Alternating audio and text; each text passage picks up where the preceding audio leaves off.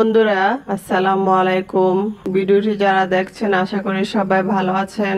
আজকে আমি আমার ছেলে মেয়ে নিয়ে বাবার বাড়িতে যাচ্ছি বেড়াতে। বাবার বাড়িতে মা অনেক কিছু রান্না বাড়ার আয়োজন করছে আমাদের সবার জন্য।